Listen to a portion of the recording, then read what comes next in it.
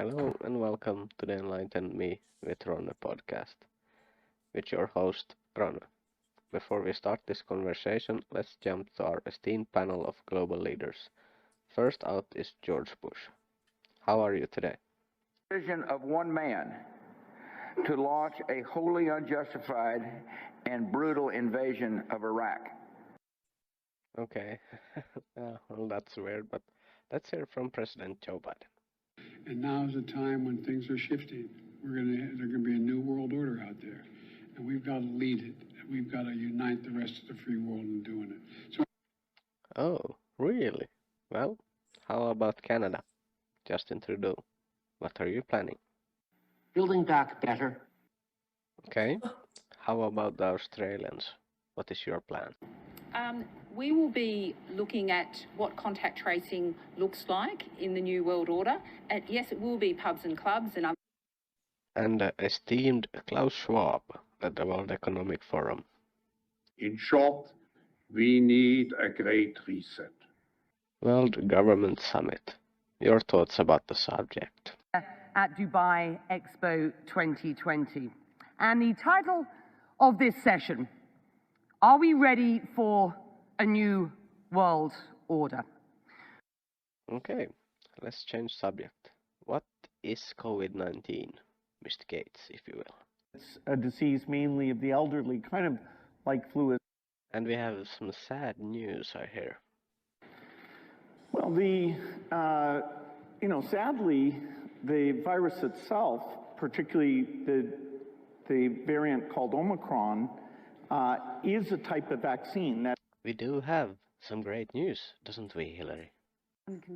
Yes, we came, we saw, he died. Did it have anything to do with your visit? No, I'm sure it did. I also hear that we have an unjust war in Ukraine. So who are we fighting for? Right now, it's a critical time because we know that we not only fight for Ukraine, we fight for this new world order. Fuck it. Yes, so there we have it. Our elites are going rampant since 2022, I think, or maybe 2020. They started coming out of their holes, speaking truth to power, as they say, when they try to reset the world. So to combat that, I've invited Debra and Adam from the Debra Gets Red Pilled podcast. And you guys have been going for a little over a year now. I've been following this journey. Almost 2 years. Already? I was looking I at think, YouTube and the latest videos on YouTube was a little over a year. But maybe I think the end of August is 2 years. Okay. That's great to hear. Yeah. So how are you guys? Good. Yeah, Good. we're doing good, man. How about you, Ronnie? I'm doing okay. I'm out of work, looking at my bank account, crying. Yeah. But that's for another discussion. So I invited you today because you guys are in two different journeys on the same time on the same journey. You're doing it together, trying to enlighten each other, as my podcast name is also. And I want to ask first, let's start with Debra. You're newer to this journey. How is things? I've seen in the past few months you have started to engage in the conversation, and Adam is always getting a bit yes when you find a good question and you're engaged. So how is life after getting red pilled, as they say?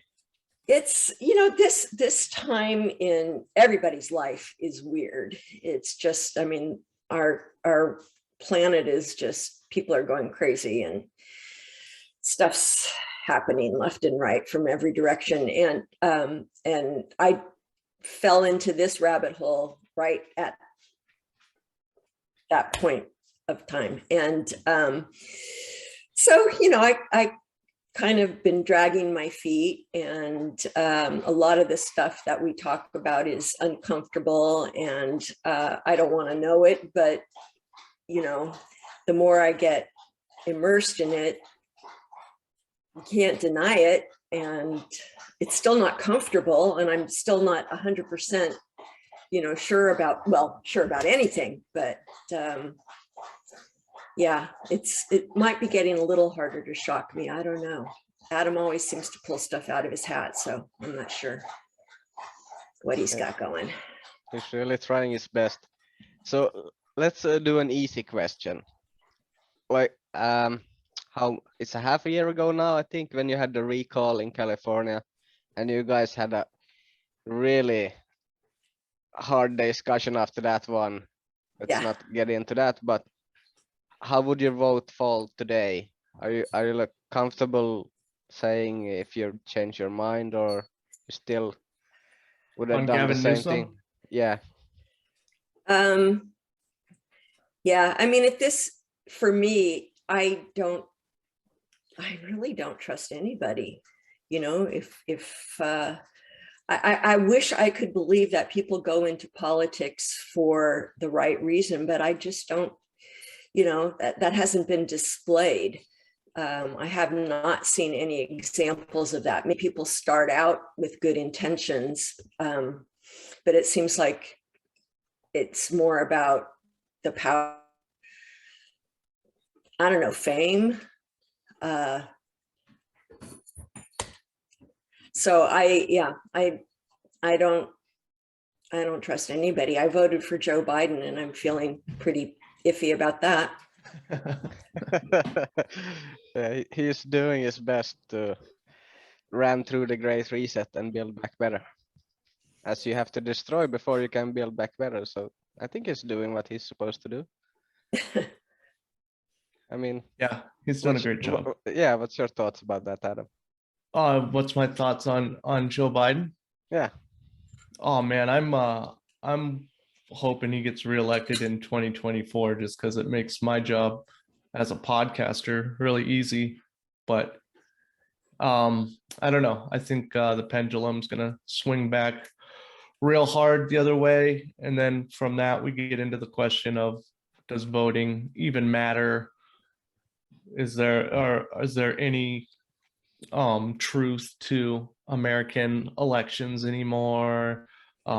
Is democracy even working? I mean, I'm not a fan of democracy. I don't really believe in it.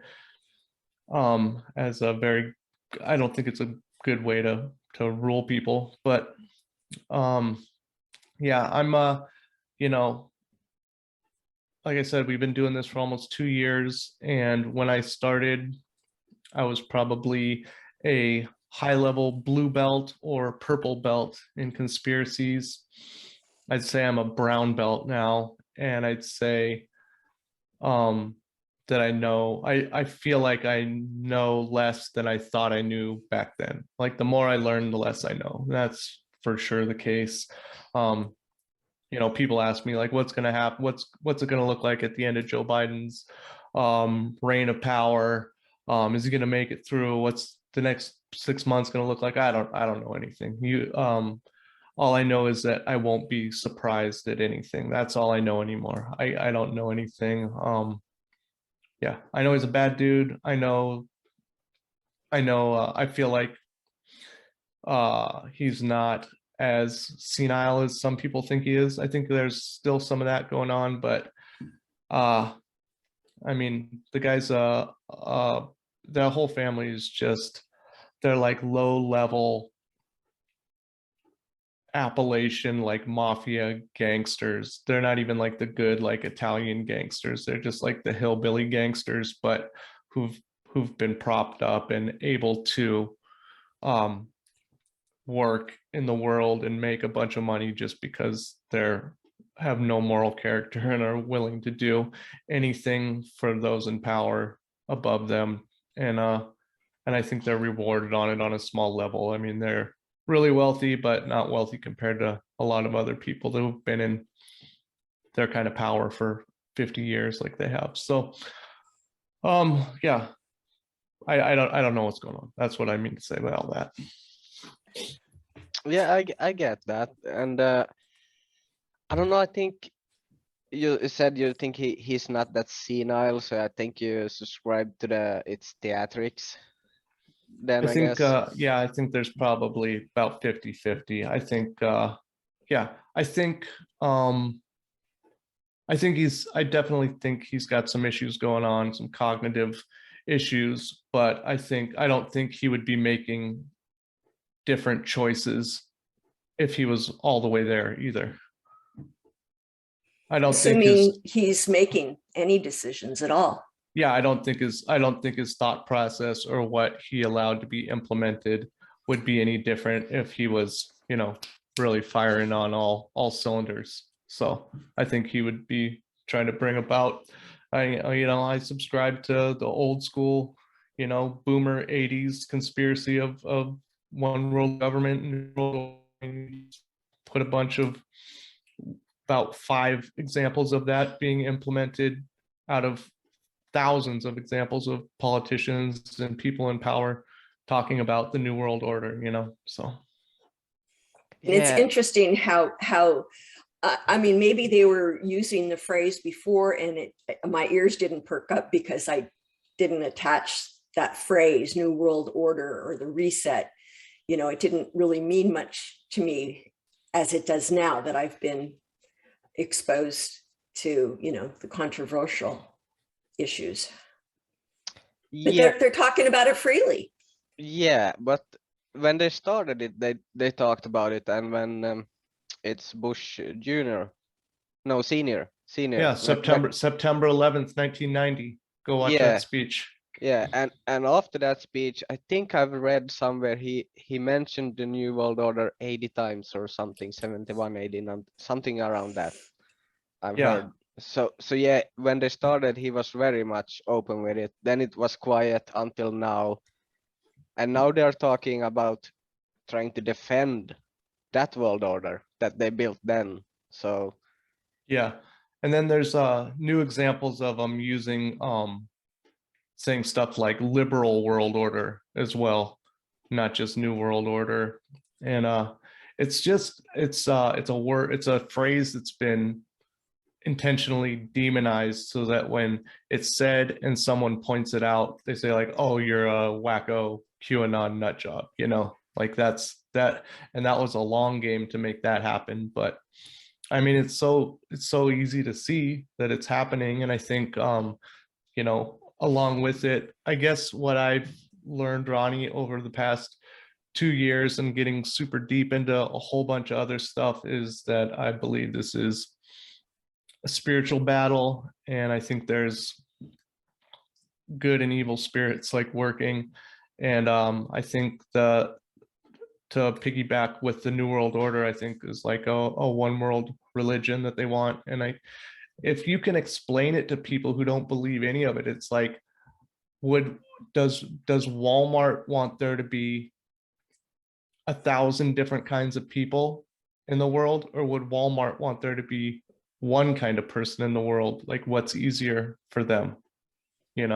What makes them more money and easy to control the market?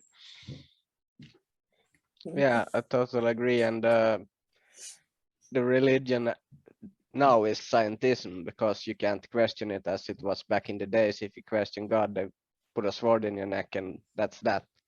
And now it's basically the same thing, but we don't kill people, just characterize, kill them and throw them in the dumpster.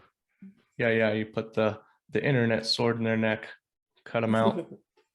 Yeah, and I think that's even harder for people today, because if you lose the internet today, I mean, you can go back to Stone Age and try to hunt, but I wouldn't manage. Yeah, 2 weeks, I'm dead. So. Yeah, I know how to do a lot of stuff, and I can't live off grid. I have a big farm and everything like that, and I'm nowhere close to being self-sufficient. So. Yeah, I agree. So let's go to.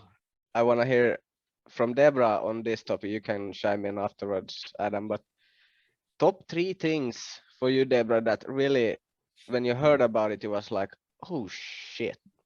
How did I not know this? And after hearing about it, how it changed your, like, how you look on the world and so on. Well, the one that pops up for me, that was really eye-opening was 9/11. because, you know, I bought the line that it was, you know, the bad guys, and it turns out we're the bad guys. So that shook a lot of stuff for me. The other two, I don't know, I'll have to think about that. I'll have to think about it. My recall is not as great as it used to be. But 9/11 just really was a shocker and an eye opener for me. And then, you know, sometime later learned about Tower 7, which I never had even, that never even crossed my mind. I mean, I never heard of it. So what else have I not heard of? What else have they buried deep down, you know? But I don't know what else. How about Kennedy or something? Did you have suspicions before, I guess, or no? Well, when I was 10 years old when that happened. And so of course, you know, I didn't think anything other than what I was told by, you know, whatever I heard, news or parents or whatever. But now, yeah, I don't trust anything. Okay. Adam, what's your top 3 things that made you ask some questions? Top 3 that I had before I started the podcast or during the podcast? Well, the before, I guess, is the same. So let's go when you started the podcast. So I guess it would have to be Tartaria. Oh yeah. Flat Earth, and I guess a third one. There's so much stuff. I guess just learning about Christianity, and that's pretty broad, but that's one that's been of great interest to me recently. So yeah, so Tartaria, for people don't know, it's a supposedly hidden history that Russia was a big empire and they ruled Eastern Europe. And do we know what happened, or did they just vanish from history? it's that's what's mud flood. Yeah, that's what's so hard about the whole Tartarian world and conspiracy, is that it's all conjecture and speculation. So there's tons of evidence of past civilization that doesn't line up with the consensus academia history, and so the evidence is there that something is off, but there's no consensus or agreement on what happened. Lots of people have lots of different theories, and so we're talking mud flood, all sorts of different cataclysms, fires, earthquakes, alien invasion and wars, nuclear events, pre-nuclear era, stuff like that, and multiple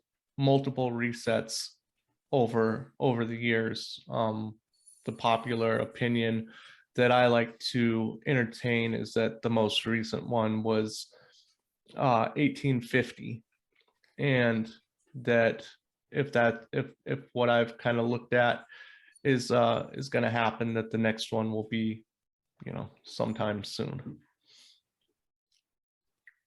Do you mean we get hit with something then, or like a comet or comet, flood? Who knows? I don't know. I'm just trying to have a good time while I'm here until it happens. Yeah, you're not wrong to do that, because I've listened to you and Chad X, and you've been pretty adamant about don't speak about current events. You're just doing your thing and going. Basically, doing the podcast you can listen to in 10 years, because they're not fixed to some date. They're fixed to conspiracy in the big picture. And I like that too. I'm very much in the current and looking at the news every day, and I don't know, it doesn't help you. You just get frustrated.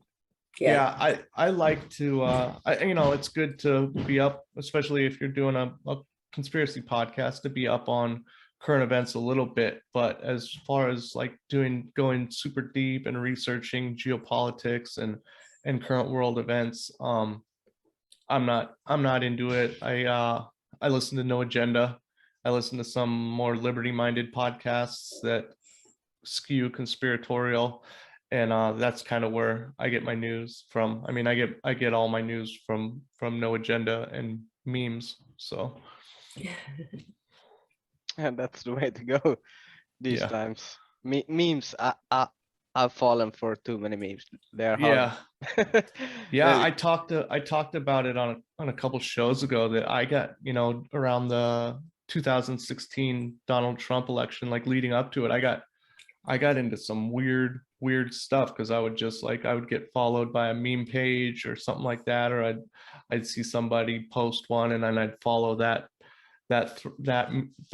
Instagram page, and it would just be like your typical sort of kind of skewing right-wing meme or something like that. And then 2 weeks later, I'd have like a whole bunch of like racist white power stuff on my feed, and it hadn't been like that originally. So they were getting people into it that way. So I know that there was funny business going on.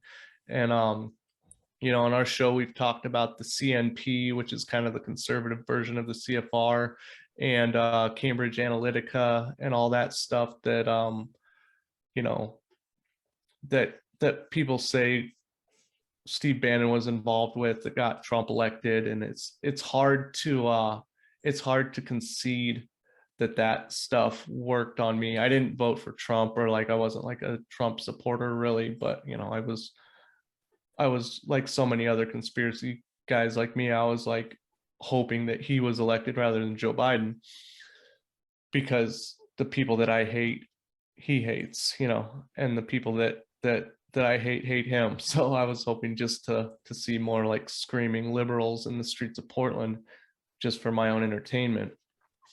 But yeah, it's hard to admit when as a conspiracy theorist that I think I'm so up to date and can't get fooled and stuff like that we're all propagandized, and it works on all of us.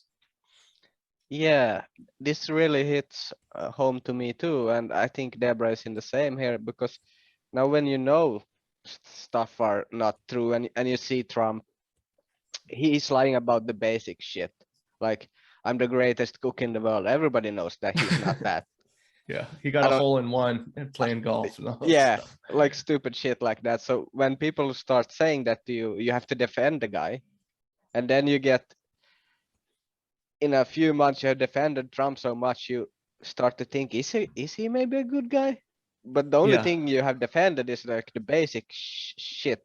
You have never, Yeah. if you would ask him, okay, his Kushner has a foundation that takes money from Saudi Arabia, and they're working in the Middle East to get money from themselves, then then I'm not gonna defend him. But if you say Trump said something stupid, and I saw the video, he didn't say it, I'm like, no, that's not true. So Yeah, by making us defend true facts, it forced us kind of into that side and separated us from the other side. yeah, they played a really good game, and I hear now rumblings about, when you named Steve Bannon, that he might be Q, and I wouldn't be surprised. Yeah, I've been hearing that for years. That's Billy Ray Valentine's one of my favorites, and he maybe it wasn't him who said it. I think it was maybe, I can't remember who said it, but somebody I was listening to, he worked for the White House for like almost he was chief of staff for Trump at the start. He worked at the White House for almost, I think, exactly like a year, enough to get like lifetime benefits from the federal government, and then got fired. And then I think a couple weeks later, the first Q drops happened. Yeah, it's very suspicious. Yeah, I think we might have the same source there. Sounds Yeah. very familiar how you explained it. Yeah. Isn't he going before the grand Yeah. jury today? Maybe Steve Bannon. Oh, he's going now. He refused the I first think time. So I think he is. For the January 6th stuff, or Yeah. are- I'm not sure about that. is he being charged with anything, or is he just like a witness? Witness. Okay.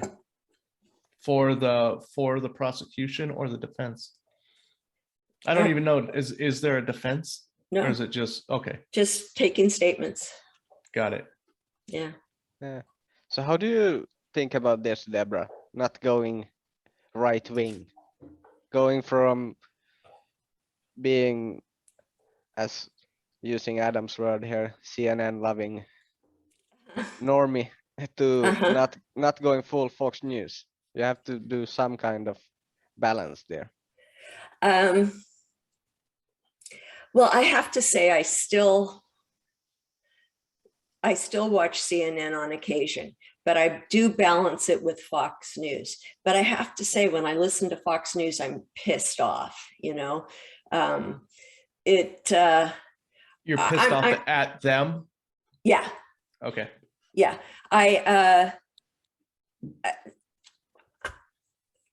There's no news anymore.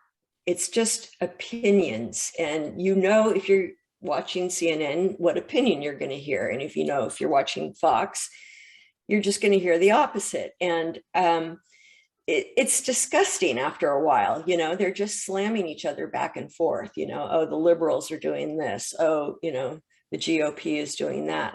It's disgusting.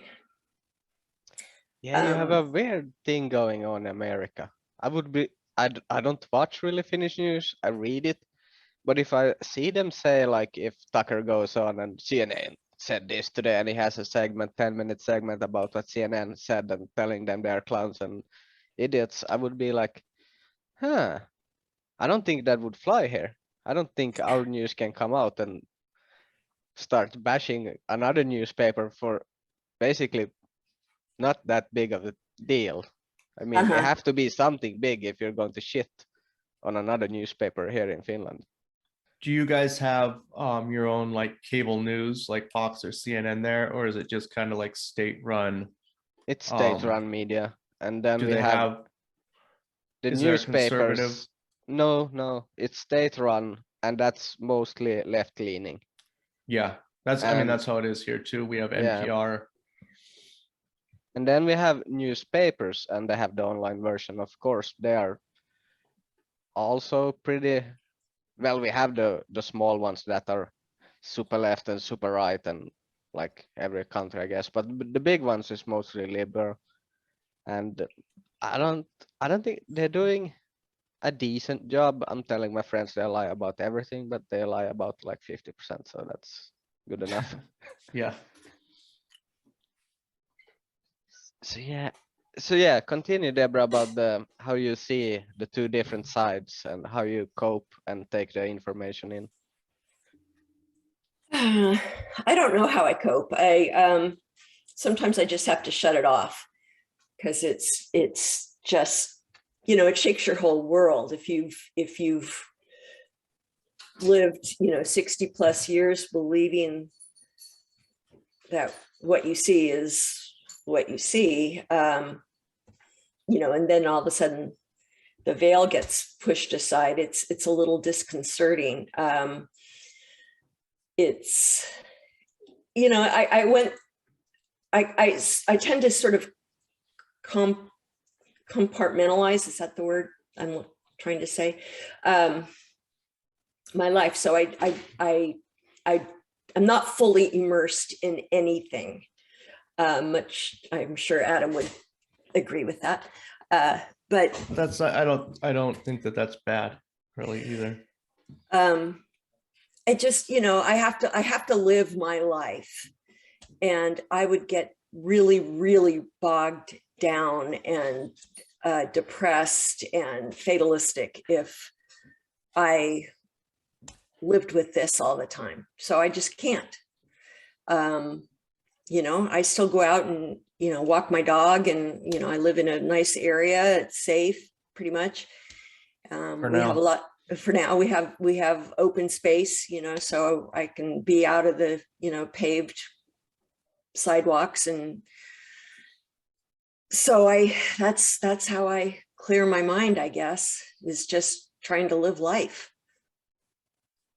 Yeah, well, that's the biggest problem when you get into this topic, is you start thinking about how you would wake up everybody and shake them so they can see what's going on and we can all rise up. And when that's not happening, you either go like Adam, I'm out buying some chickens, trying to make the best of things, or you're maybe like you and me, and we're like sitting home, going out for a walk, trying to breathe in fresh air, and hopefully someday someone is going to come running, like 100K people come running, and let's do something about this. But I'm not seeing it happening anytime soon. So Yeah, I think the big issue is, Debra, and is that, I mean, you're way more informed than anybody in your friend group now. Yeah. But you're still not probably proselytizing to them. And then there's people that are as uninformed as other people in your family or your friend groups, and they're the ones that not just your people, but on both sides. But they're the ones who are like screaming at the top of their lungs at everybody else on what's going on in the world, you know, and how everything's needs to change or is bad, or the other side's doing that. And at least you seeing that both sides are kind of the same is a major breakthrough. I wish that you would, I know you say like I watch CNN and Fox to get a balance, but I wish you would go get alternative media to get a balance, you know. I know, I mean, because, you know, that's fine and well, have the balance of, you know, these two opposing opinions, but both of their opinions are bullshit. So yeah, you have like the balance of like the two most disgusting you know, channels available. Whereas I always tried to get you to listen to Jimmy Dore. I think he would scratch that liberal itch that you have, that CNN kind of, that warm fuzzy feeling that CNN kind of gives you, but then also, like, you know, call truth to power, as they say, on other negative stuff that's going on inside progressivism. And I think that's what he's good for. I took my wife, Debra's daughter, Emily, to go see Jimmy Dore live in Portland when he came, and she had no idea what we were going to see. She didn't know it was like sort of a political comedy show. And I love Jimmy Dore. I think he's really, really good on a ton of stuff, and I think like his economics are pure garbage. But just being able to see, like, she's like, that guy is afterwards she's not, I've kind of taken her along the same journey that Debra's going on, but she was so amazed to hear that like a Democrat didn't like Hillary Clinton. I guess I wouldn't call Jimmy Dore a Democrat. I don't know what I'd call him, but just that he's on the left, but calling out the Clintons and the Obamas and all that. So yeah, he's a socialist. He's trying to build what I have, and without war. Yeah. Like the government's awful. They're terrible people. Let's give them all the power to run our healthcare. That's Jimmy Dore. Makes great sense. Yeah. I don't know how you put those two things together, but yeah, somehow he managed to. Yeah. You know what I just heard on sorry, Ronnie. You know what I just heard on No Agenda is, like, we all know that you know, we're trying, like, when they talk about Ukraine and Russia, and that's in your backyard pretty much, right?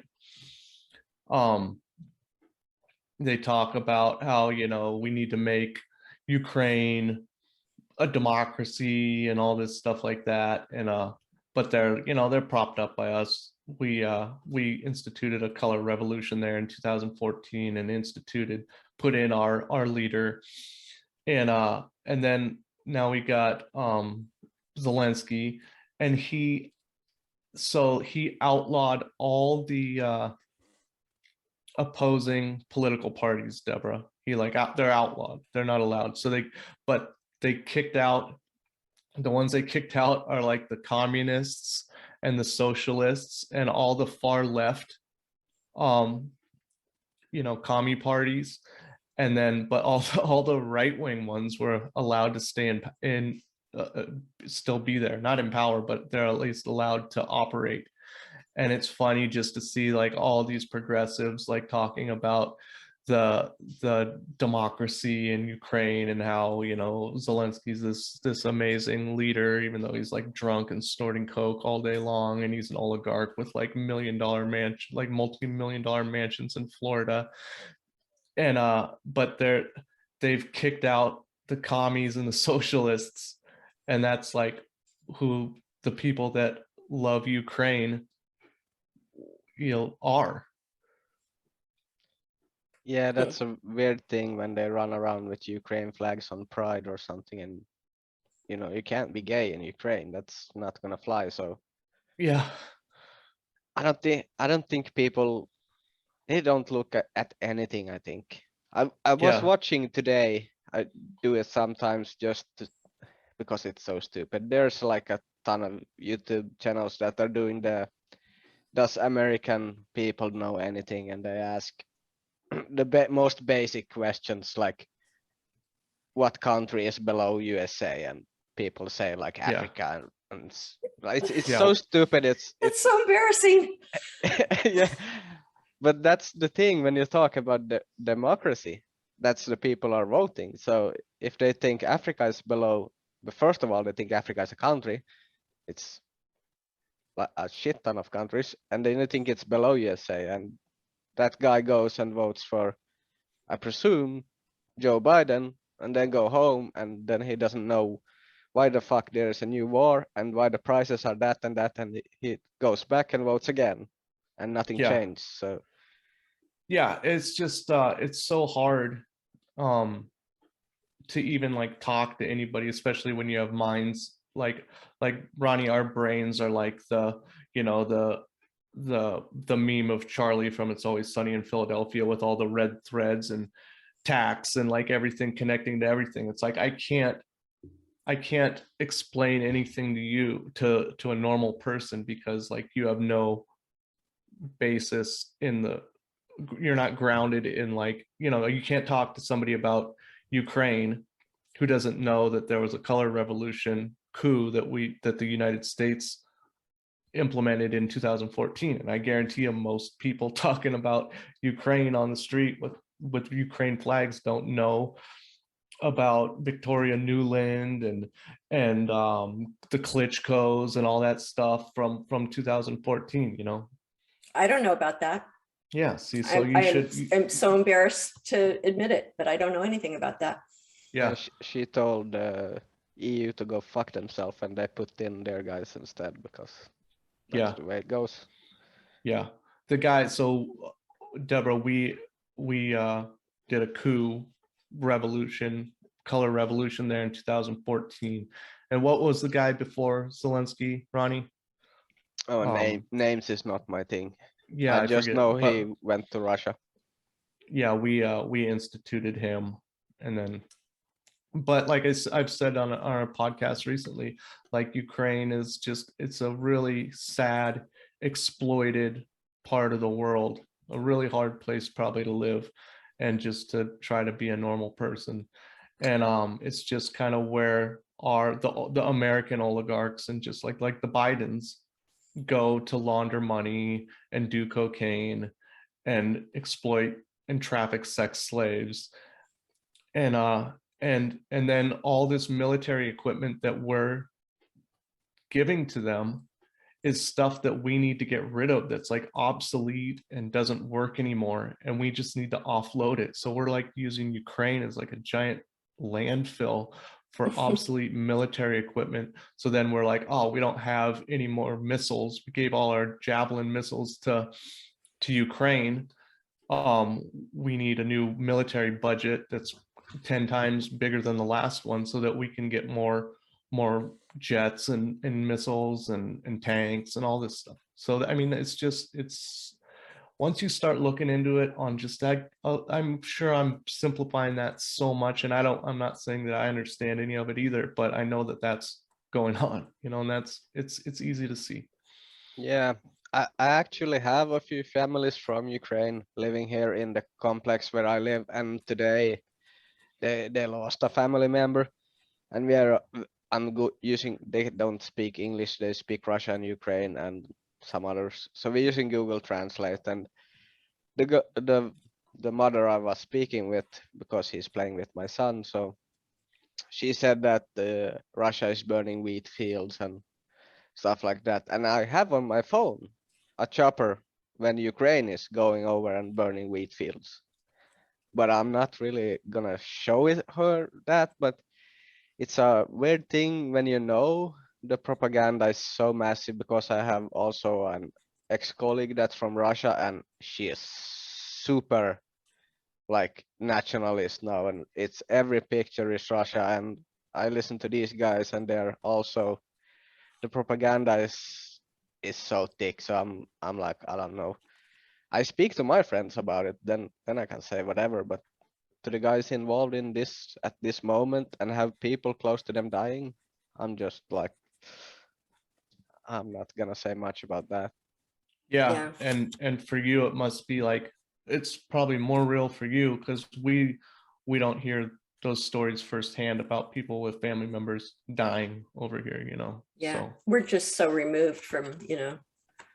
Yeah, everything. it's also far away, but a few people came here, like a few thousand has come to Finland, and so happens some of them moved in here. But I came I went to the store, and I came back, and there was like 5 of them sitting outside, and a few of them was crying. So I knew exactly what happened already. I didn't have to ask either, but I asked later on when they had gone, when it was just the woman with the child that's playing with my child left, and I asked a few stuff. So I don't know. It's all corrupt, and I think the biggest thing the Western world can do now is just to shut the fuck up and let Russia take what they're going to take, and we stop there, because it's not helping. Now I read yesterday that the UK is training 10,000 soldiers to use after the war as insurgency. Like that's a 20-year war again, like they did in the Middle East. Nobody wants that, so. yeah, I mean, it's so messed up to think, and if you just think of it as like how we, you know, kind of in the same terms as Iraq, like if Ukraine just gets destroyed and leveled, it needs to be built back, and who builds it back? Halliburton, Dick Cheney. It's just all these no bid contracts, all these corporations, you know, what's the big one? I forget. All these just giant military contractors from America that are going to go in and make so much money, just get hooked up by the Bidens, by the big guy, and just to build, you know, rebuild everything in our image and make it, you know, Walmart in the East. Yeah, I don't get how that even is legal. How can you have a company that drops bombs, and you also have a company that builds them? Yeah. Somebody should ask some questions there. Yeah. Yeah. Maybe the first question you should ask. Okay, so you're building bombs and you're also building houses. Yeah. They've got the market covered. They really do. So I know Adam and I talked a bit here about it, and he said you're probably not talking to your friends about it. Have you anybody that you have opened up to? I know in the beginning you said you had at least one friend watching the podcast. Yeah, I have told more people about it recently. I started wearing my Debra Gets Red Pilled shirt out in public. That's And awesome. so people ask me, Debra, are you? Yeah, yeah. So I have let it out a little bit more. You know, as part of my journey is that I've learned nobody cares what I think. You know what I mean? In the scheme of things, that, you know, they may hear whatever I have to say and go, wow, you know, she's kind of losing it. But, you know, 2 minutes later, they've forgotten anyway. So it doesn't, you know, it's not a reflection on me, who I am. Although, you know, it does change things somewhat. Most people are just, they don't know what to say. The 10 or 12 people that I have told about this, and they want to go listen, and they just don't know what to think.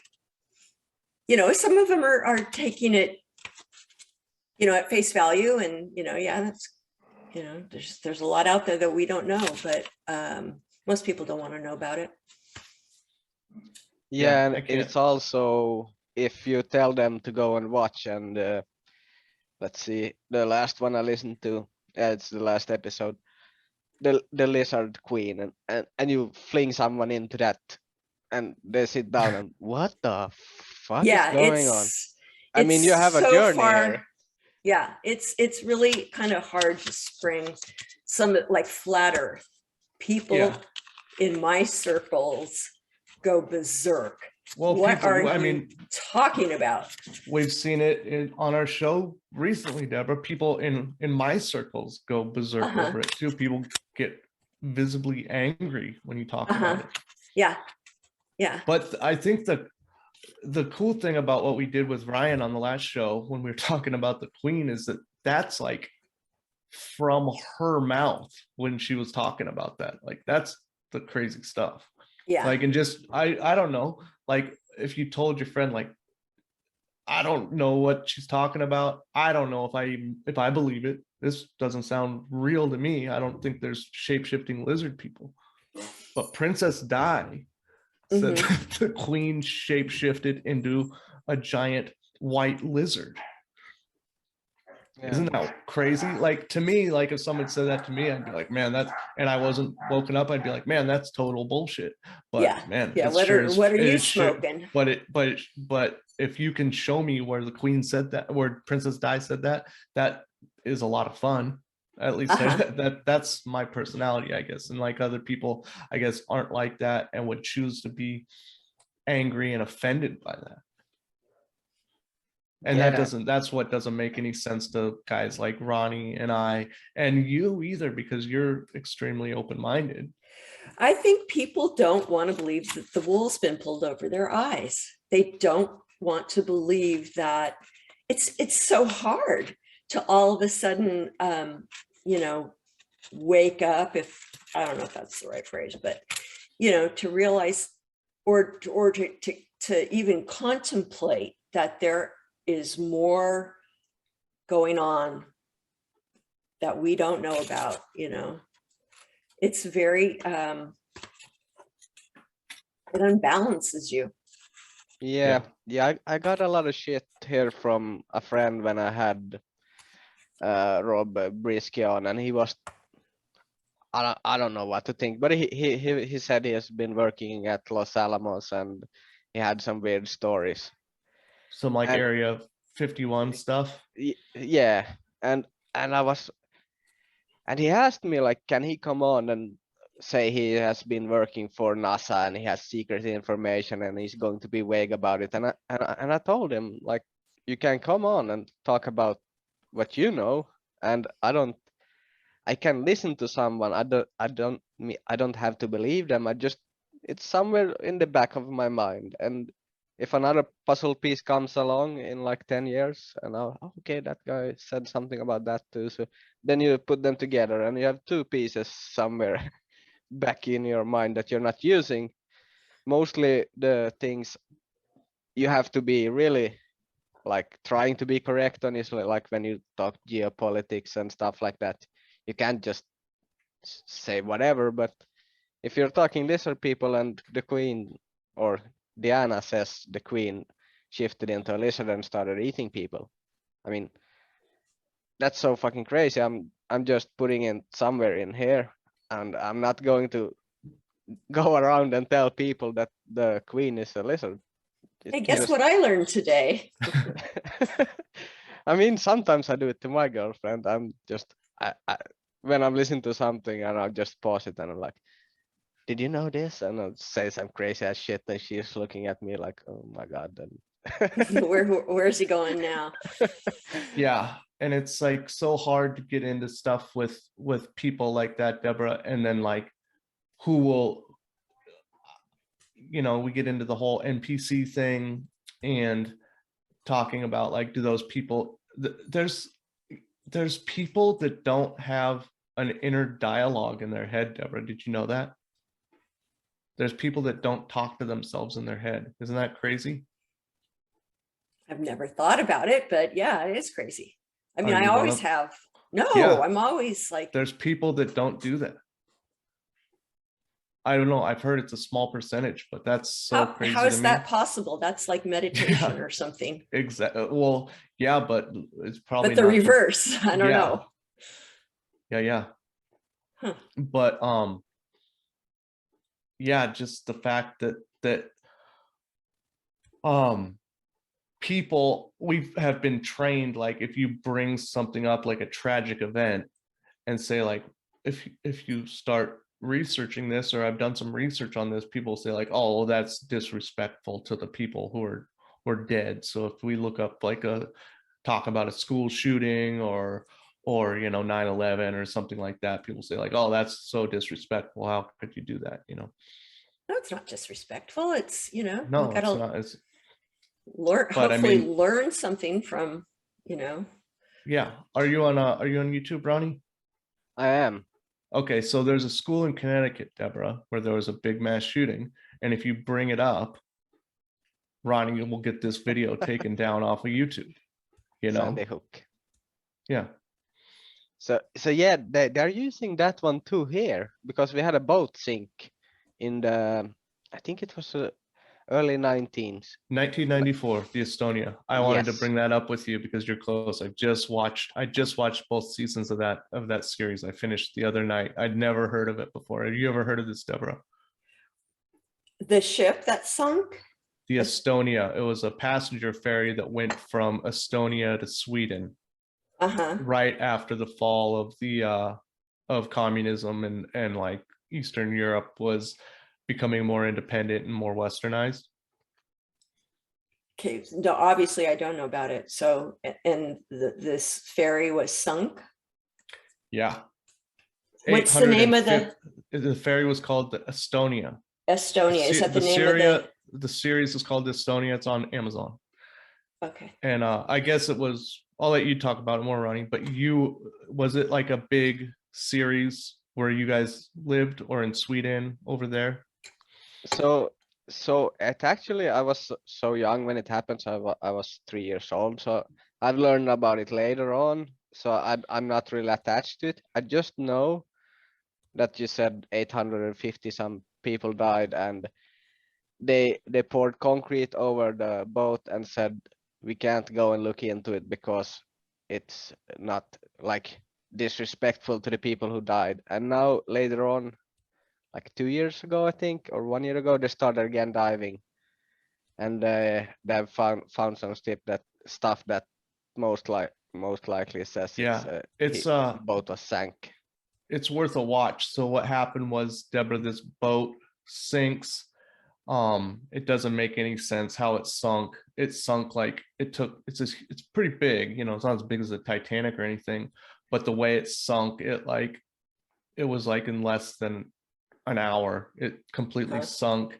And the way that the ship was built is that it had like passenger cabins. It had a car deck where people drove their cars on to get ferried. And then it had cabins, little tiny like bunk rooms underneath it. And so that area should have retained air.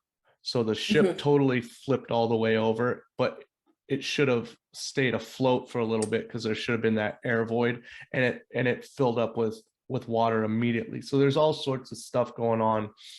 And then what caused the damage to it, or what did they say caused the damage to it? They say that the front came loose, right? it had this weird front, like on the, it's called a bow visor. The front like would flip up, and then a ramp would come down, and you could drive your cars onto the ramp. It was like this hydraulic front. They said that fell off.